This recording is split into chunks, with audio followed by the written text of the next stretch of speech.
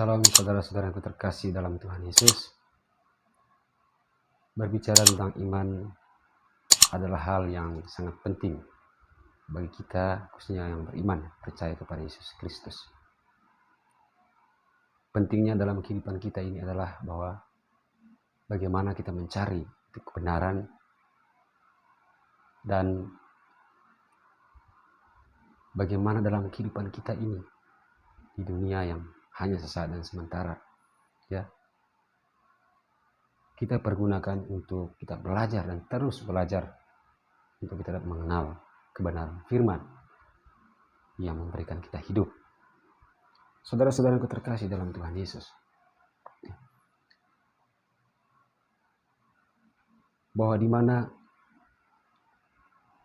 di dalam kehidupan kita sebagai pengikut Kristus, tentu banyak hal yang kita alami, banyak hal yang kita temukan, banyak hal yang terjadi ya dalam kehidupan kita. Ada hal ya, masalah atau perkara yang membuat kita mengerti dan menyadari bahwa betapa pentingnya kita untuk selalu dekat dengan Tuhan. Dengan perkara itulah, dengan persoalan, masalah yang menguatkan iman kita, yang mengubah pikiran kita atau prinsip-prinsip kita, ya, sehingga semakin matang membawa hidup kita kepada jalan Tuhan itu sendiri. Saudara-saudaraku terkasih dalam Tuhan Yesus, seperti yang dikatakan oleh seorang yang dimana anaknya ini mengalami sakit, jadi rasuki roh jahat, yaitu dalam Markus ayat 9, ya, Markus bab 9 ayat 18, ya. Dan setiap kali roh itu menyerang dia, roh itu membantingkan ke tanah, lalu mulutnya berbusa, giginya berkertakan, dan tubuhnya menjadi kejang. Aku sudah meminta kepada muridmu supaya mereka mengusir roh itu, tapi mereka tidak dapat. Saudara-saudaraku terkasih dalam Tuhan Yesus, bahwa di mana Bapak ini, karena dia begitu panik melihat kondisi daripada anaknya yang dirasuki roh jahat, sehingga ia datang kepada murid Yesus untuk mengusir roh-roh itu yang menguasai anaknya. Tetapi mereka tidak dapat. Nah, apa yang terjadi yang sebenarnya, saudara yang terkasih dalam Tuhan Yesus?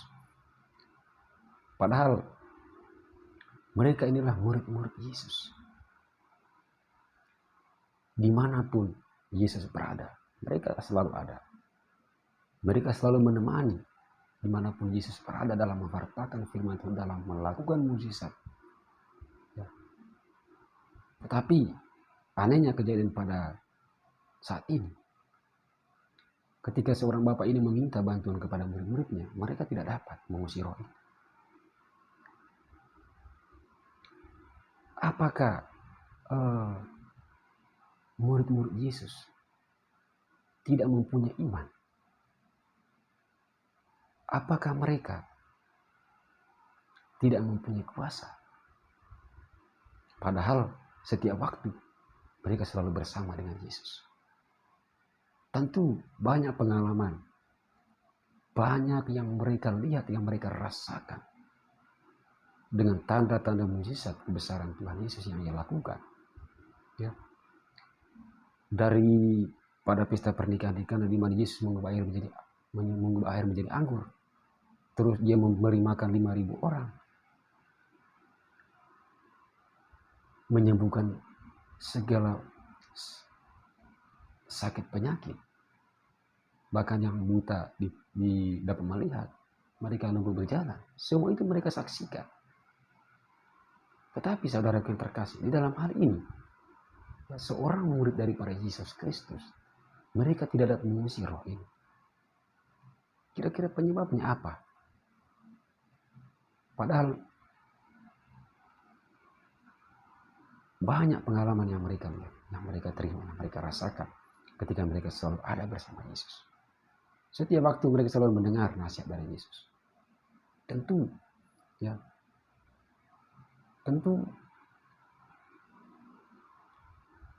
kalau kita lihat, ya, ini secara pengertian kita sendiri, saudara terkasih.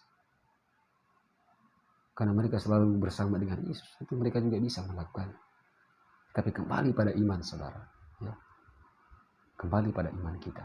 Tetapi di dalam ayat 28 ini, ya, lanjut. Ketika Yesus sudah di rumah dan murid-muridnya sendirian dengan dia, bertanyalah mereka, mengapa kami tidak dapat mengusir roh itu? Jawabnya kepada mereka, jenis ini tidak dapat diusir kecuali dengan berdoa. Saudara-saudara yang terkasih dalam Tuhan Yesus,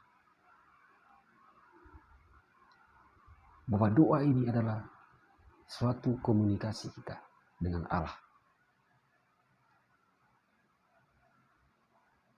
Suatu komunikasi kita dengan Allah. Dengan berdoa, kita akan semakin dekat dengan Tuhan. Makanya dalam kehidupan ini, saudara yang terkasih dalam Tuhan Yesus, bahwa dengan doa kita dapat mengalahkan semua kekuatan jahat, rancangan yang diberikan oleh dunia ini. Dengan berdoa kita mampu dan sanggup melakukan segala perkara, pekerjaan, apapun yang kita lakukan. Dengan berdoa kita dimampukan, kita dikuatkan. Tetapi saudara-saudaraku terkasih dalam Tuhan Yesus, ketika kita, ya, sekalipun kita tekun dalam berdoa, tetapi ketika tidak sesuai dengan perbuatan-perbuatan kita sehari-hari, artinya kita pandai berkata-kata tapi tidak pandai dalam berbuat. Artinya apa yang kita ucapkan tidak sesuai apa yang kita lakukan, saudara. Orang bisa melihat dan menilai, ya, dari semua perbuatan kita. Sekalipun kita, ya, selalu setiap saat kita berdoa, kita selalu berbicara tentang kebenaran firman. Tapi kalau sikap perilaku kita tidak sesuai dengan kebenaran itu sendiri, maka tidak salah. Roh-roh jahat itu selalu akan mendekat.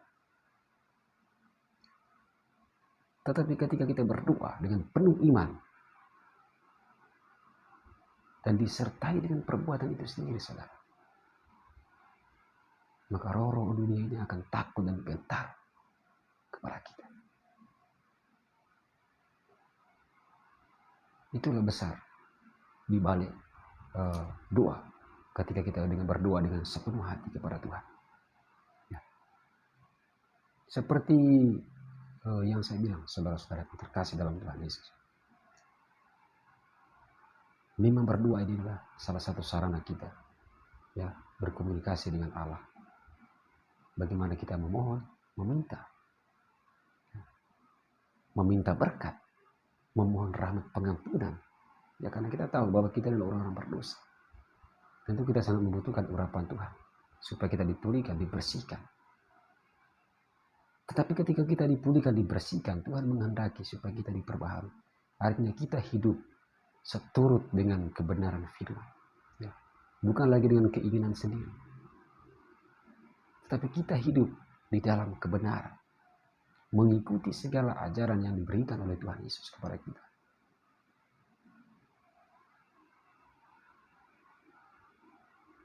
Itu dengan kita tekun berdoa, dan kita juga giat melakukannya dalam tindakan dan perbuatan kita. Tetapi kalau kita hanya berdoa saudaraku yang terkasih dalam Tuhan Yesus. Berdoa setiap saat, setiap waktu. Tetapi kalau perbuatan kita jauh daripada kebenaran itu sendiri, maka tidak ada faedah, tidak ada hasilnya. Ketika kita berdoa untuk mengusir roh jahat, maka mereka akan tertawa. Mereka tidak akan takut. Karena mereka tahu Tuhan tidak mendengarkan doa. Tetapi yang Tuhan kehendaki dalam kehidupan kita, saudara, terkasih dalam Tuhan Yesus, bagaimana kita berdoa itu dengan sepenuh hati, dengan penuh iman. Artinya bagaimana kita mengimani firman itu sendiri, kita lakukan dalam tindakan perbuatan kita. Tentu kita saling mengasihi satu dan yang lain. Bagaimana kita menunjukkan sikap yang baik sehingga dapat menjadi contoh bagi orang lain. Bagaimana dalam kehidupan kita ini kita selalu sibuk memperbaiki diri, bukan sibuk untuk mencari kesalahan orang lain. Dari setiap kesalahan-kesalahan yang kita lakukan, yang membuat kita menyadari, terus kita merubah atau mengubah cara sudut pandang atau sikap kita, mungkin kepada hal yang lebih baik atau seturut dengan kebenaran firman itu sendiri. Itu yang berkenan kepada Tuhan. Karena kita sungguh-sungguh ingin hidup di dalam kebenaran itu sendiri. Tidak mengikuti keinginan sendiri. Tidak mengikuti keinginan daging.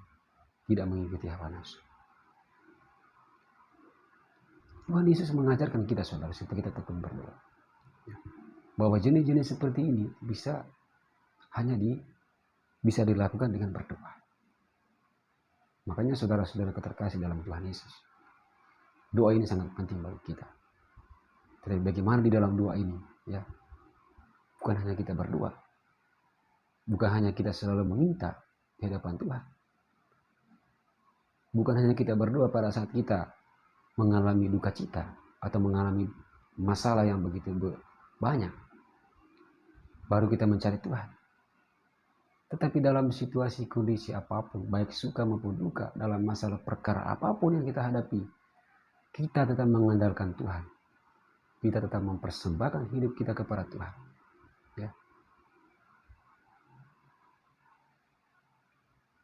Karena dengan masalah, saudara, kita mengerti dengan kehendak Tuhan. Kalau tidak ada masalah, maka kita tidak akan mengerti dan tidak akan mengetahui, ya, apa yang Tuhan inginkan dalam kehidupan kita. Apa itu kebenaran? Tetapi dengan masalah perkara yang kita hadapi di dalam kehidupan kita, yang membuat kita semakin mengerti dalam firman Tuhan, kita semakin mengetahui jalan kebenaran itu sendiri. Bagaimana hidup kita ditata, hidup kita dibentuk oleh Roh Kudus itu sendiri, supaya kita menjadi pribadi-pribadi yang baik, menjadi pribadi yang berkenan kepada Tuhan. Bagaimana ia akan menjauhkan diri kita dari hal-hal tentunya bertentangan dengan kebenaran itu sendiri. Saudara-saudaraku terkasih dalam Tuhan Yesus, di dalam ayat 19 sampai dengan 28 dan 29 ini, Tuhan mengingatkan kita bahwa kita harus tekun dalam berdoa. Ya. Tetapi di samping doa itu, kita juga harus tekun dan giat dalam melakukan firman Tuhan. Ya. Dengan tindakan perbuatan kita yang sesuai dengan kebenaran firman. Artinya, jangan kita mengikuti hawa nafsu keinginan dunia ini yang akan membawa kita pada kebinasaan. Tapi biar semua yang terjadi dalam kehidupan ini, ya, artinya kita serahkan semuanya kepada Tuhan. Biarlah kehendaknya yang terjadi di dalam kehidupan kita. Ya. Sehingga dengan persoalan perkara apapun, ya kita tetap datang di hadapan Tuhan. Kita tetap berdoa, mengucap syukur di atas semua yang kita terima dalam kehidupan ini. Karena hanya Tuhan yang mampu memulihkan hidup kita. Hanya Tuhan yang mampu menguatkan kita, membebaskan kita, menyelamatkan kita, saudara. Makanya dia katakan bahwa dia adalah satu-satunya juru selamat manusia. ialah satu-satunya, saudara. Sumber kehidupan itu sendiri. Saudara-saudaraku terkasih dalam Tuhan Yesus, ya. Semoga apa yang saya sampaikan, yang saya bagikan pada kesempatan ini, ya, dapat berguna atau membangun, mendorong iman saudara, agar saudara semakin dewasa dalam mengimani Tuhan Yesus. Iman saudara didorong untuk belajar mengenal firman Tuhan. Untuk saudara dikuatkan dalam melakukan kehendak Allah di dalam tindakan perbuatan saudara. Agar saudara diberikan keberanian untuk menjadi pelaku firman, menjadi pewarta sabda Tuhan kepada semua orang. Ya. Sehingga semua orang itu memuji Tuhan oleh karena saudara. Itulah yang berkenan kepada Tuhan. Saudara-saudaraku terkasih dalam Tuhan Yesus. Biarkan hidup saudara sepenuhnya diberikan kepada Tuhan. Sepenuhnya diserahkan kepada Tuhan.